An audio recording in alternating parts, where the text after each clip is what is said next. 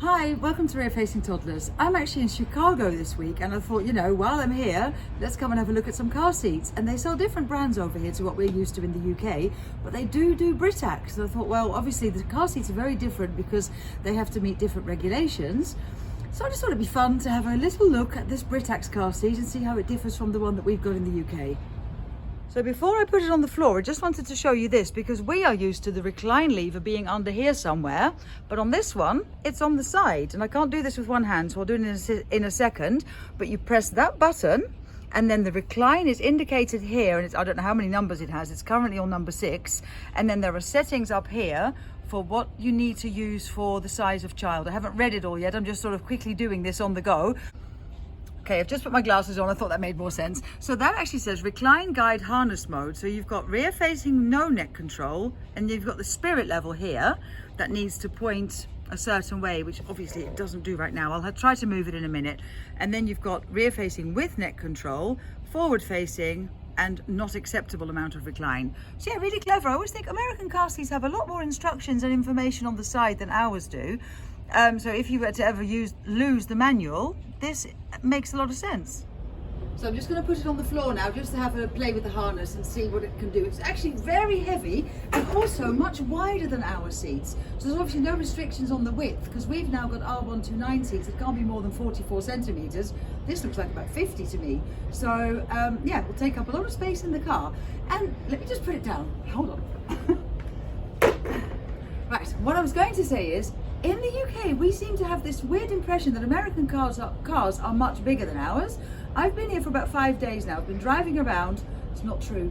We have the same cars. Some are a little bit bigger, but generally, most cars are just the same cars that we have in the UK. So there's that myth busted because American cars are no bigger, but the car seats are. So there's no 3 across.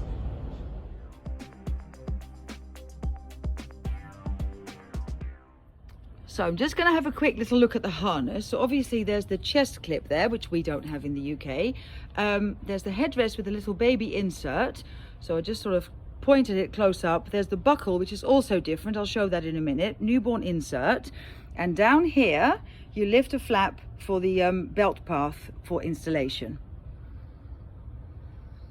Right, so I'm just going to loosen off the harness just to show you a bit better what the chest clip looks like and how to fasten the harness. So lengthening it is the it doesn't go very long. Anyway, that'll do. So this is the chest clip that all American seats have. That opens separately from the buckle itself. Right, so in American car seats, in the UK we're used to having to put the 2 parts of the buckle together and they click in one go. American seats don't have that, so you can just click them one at a time into the buckle, and then the chest clip is done up separately, and then when you tighten the harness you pull the strap, and from what I know the chest clip has to be at armpit level.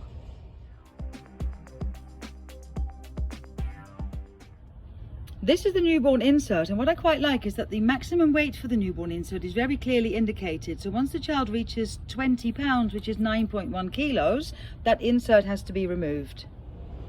Right, so to remove the insert, you just loosen the buckle and the chest clip, like that. Take the insert out, and it also has a separate head bit that just slides out from here to make the headrest larger for an older child.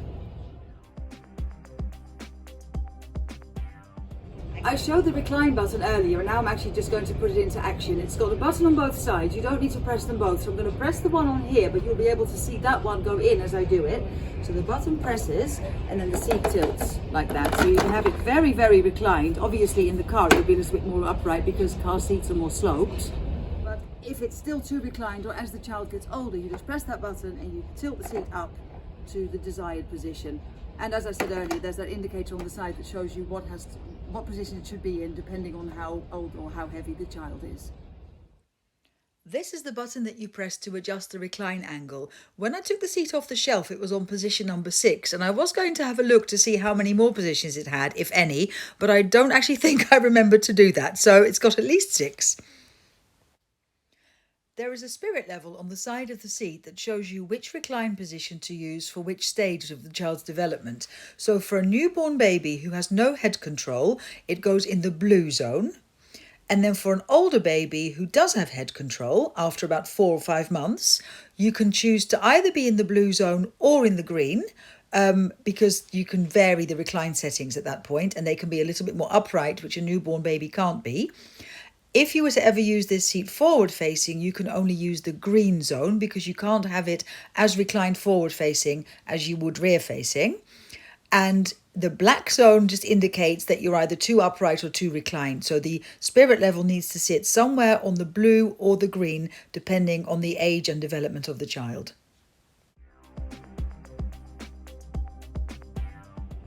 Before I show you how to make the headrest go higher, I just spotted this. I hadn't even noticed this before, but this seems to be like a carry handle. So when you want to lift the seat up, you just grab the top there. So that's really cool.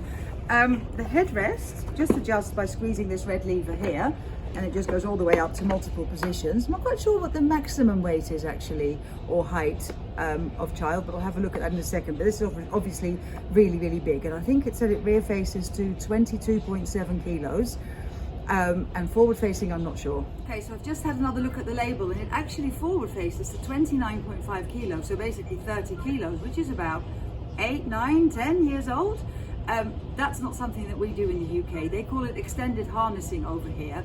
We're not convinced that that's necessarily safer than putting an older child in a booster seat with a seat belt, but in America, seats have a much higher harness limit for forward facing. Although this car seat has a forward-facing harness limit of 29.5 kilos, you can actually use it with the adult seatbelt as a high back booster from 18 kilos onwards. And in that mode, it has a maximum weight of 54.4 kilos, which is a lot higher than the 36 kilo weight limit that European high back booster seats have.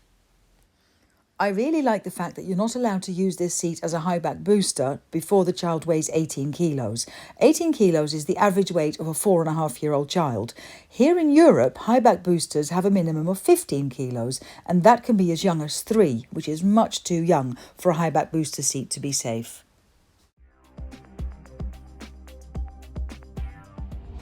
This green bit here will be the belt path. Where is it? That hole there is where the seat belt goes for when the seat is forward facing. But obviously, with me being rear facing toddlers, I'm not even going to bother with that, but I do want to show you the rear facing belt path.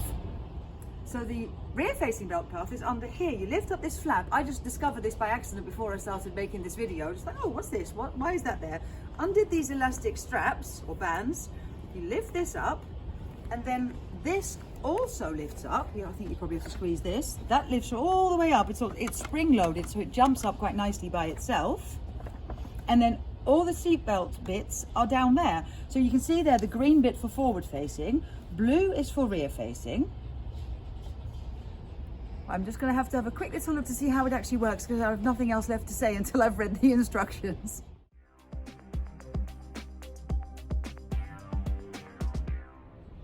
So I've just found this strap hidden away in the bottom of the seat, and this is actually what's called soft latch in America, and latch is what they use on the isofix points in the car. Where we have rigid isofix arms at the back, we've got latch in America. So I'm just going to take this elastic band off, because you know we're in a shop and that's allowed. Loosen the strap, or lengthen the strap I should say, and then that goes in through here and here, and you can see that because it's got a blue line there where the seat belt has to go.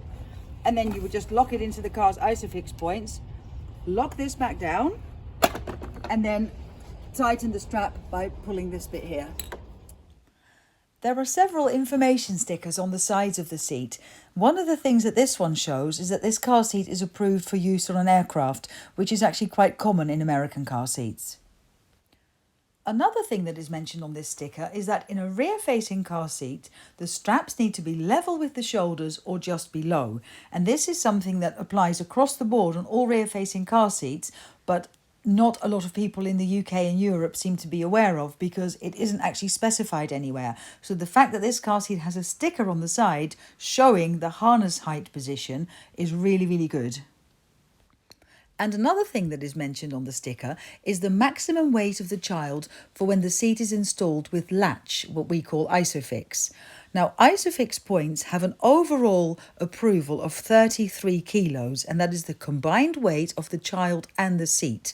And the way that you arrive at the child's weight limit is by deducting the weight of the seat from 33. So this seat must weigh about 17 kilos for the child not to be allowed to weigh more than 16 kilos. And I actually noticed that when I picked the seat up, it was very, very heavy compared to the seats that we have here, because our Isofix car seats all weigh between 10 and 15 kilos, so the child limits on our ones are usually 18 kilos. Most of them do tend to weigh about 15, but there are a few lighter ones that only weigh 10, so the child can weigh 23. So this seat was considerably heavier than the ones that we are used to. And once the weight limit of the Isofix or latch on this seat has been reached, the seat can then still continue to be used up to the maximum weight limit, but it has to then be installed with the car seat belt. You're no longer allowed to use the latch. I just realised that I hadn't actually even read what the name of this car seat is or told you, so I've just got the tag out, and it's called the One4Life ClickTight All-In-One. So it's basically birth to about 10-11 years, whenever the child gets to 29.5 kilos. So yeah, so very different Britax. So as you can see, it's not Britax Roma, because that's what the European Britax is called. Here in America, it's just Britax.